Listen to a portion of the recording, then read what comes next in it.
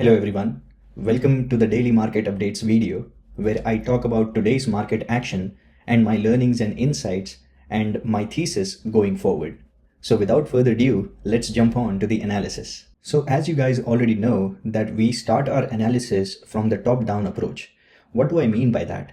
I start from the weekly time frame, then to the daily time frame, and then to the intraday time frame, and then I share my insights going forward at the last part. So let us jump on to the weekly time frame. So this is the weekly chart, and let us dive deep into what is happening over here.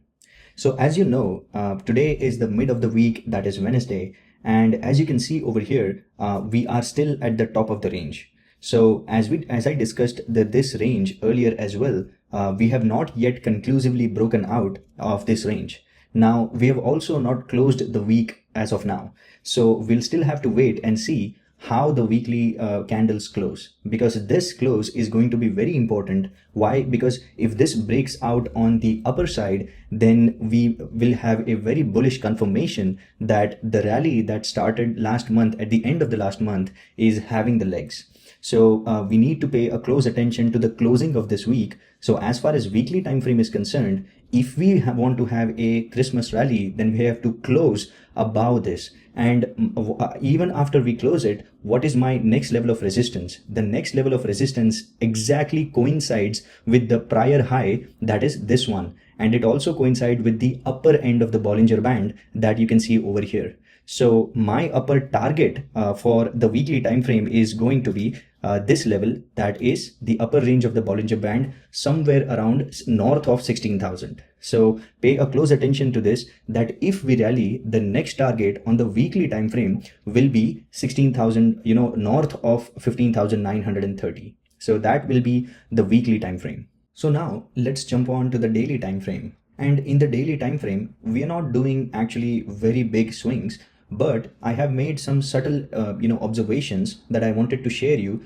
in the charts. So let's go to the daily charts. So as you can see in the daily charts, I have made a very subtle observation, and that I wanted to show. So this is my paintbrush. So if I see this was a blastering move on the upside, but exactly in the same time frame, look at what is happening on the volume side. So the volume is decreasing at the same divergence level. So what do I mean? If the market is increasing and if the market is going up, then ideally the volume should go up. But in this case, what is happening over here is the market is going up, the price is going up, and the volume day by day is going down. So I'm not saying that, this is very suspicious or because of this, the market is going to go down. But all I'm saying is this characteristic of the market with a low participation means the market is exhausting. So there is a very high chance that we rest for a couple of days, or we rest for, till a big news event comes, and then we decide the next course of action. So as you can see over here, there is very low participation as far as daily time frame is concerned. Normally, on a normal day, futures contracts trade anywhere between 6 to 700K. But over here, you can see since past 3 to 5 days, we have closed below 640, 625, 490. So 571. So it's a low volume. So the participation is less as compared to the earlier days. Now, this doesn't mean that, the markets are going to go low. I'm just, giving you a data point that it may rest for, few days, and then it will decide upon the actual main catalyst. Now, what is the main catalyst that I'm talking about? Next week, we have the consumer price index, that is the CPI data release for the month of October. So normally what happens is every month CPI is released for the prior month. So those inflation number will be very much pivotal for the markets. Why? Because if the inflation number goes down and the data comes in weaker, then the Fed will have a Fed will have an impetus to not raise rates in the December meeting. So we have to closely watch the markets, what's happening. And on the daily time frame, I also wanted to bring another subtle point. So that point over here is, if you see over here, we are blastering rally since almost 9 to 10 days. So 1, 2, 3, 4, 5, 6, 7, 8. So this was the 9th day. So 9th day of constant rally. So I was very, very cautious going long into today. So why am I saying this? Is because, for any security or any financial instrument to go higher, the first thing that it needs to do is it needs to break the previous day's high. So we actually never break the previous day's high today. We actually just stayed like 2 to 3 minutes on near the high, and then we just got rejected. So I will discuss this point in the intraday section, but just wanted to bring this to your notice. There is a very high chance that in coming days, like in the Thursdays and Fridays session, we may test this 5-day moving average. So keep a close eye on this 5-day moving average, because whenever the market tends to rest or whenever there is an exhaustion in one particular direction, market tends to test the 5-day moving average. And in our case, the 5-day moving average is this blue line, that is this one. So if you see over here, if we are able to close above this zone, then this will be our new higher high in the trend. So it's a very bullish development, but we need to confirm and we need to wait for a few days and see if this rally is actually sustainable. In my humble opinion, since we are in a seasonally strong period right now, November and December, I think it is very, very high chances of this rally being sustainable, and going forward, we may test, 16,000. Before doing that, on the daily time frame, the resistance level, that is the immediate resistance level, is sitting at the top of the Bollinger Band, that is this one, and the immediate support is sitting at the anchored VWAP, that is this one, and the 50-day moving average is the ultimate support.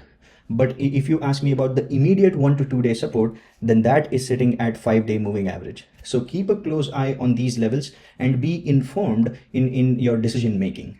So that's my take on the daily time frame. And now let's jump to the intraday time frame. So when you talk about intraday time frame, today was a really difficult day. And I'll show you why. Because today was a day where intraday traders have been tested for their patience. So let me go to the intraday time frame chart, that is 5-minute charts, and let me show you what do I mean. So if you see over here, this is the 5-minute chart of the intraday. And as you can see, at the start of the session, we finished the Jerome Powell's speech, and it had virtually no impact on the markets since it was a chief guest event and he did not discuss anything about the monetary policy. So when the market started, the first thing that we did is test the previous day's high. So if you see over here, the high in the first 10 minutes was 15,416. And if you look at the daily chart and see the previous day's high, that's exactly coincides with the previous day's high, that is 15,012. So going into today, I was very, very sure that if we survive or if we go above the previous day's high and if we build above it, then it does make sense to go long. But without that, it doesn't make sense to go long.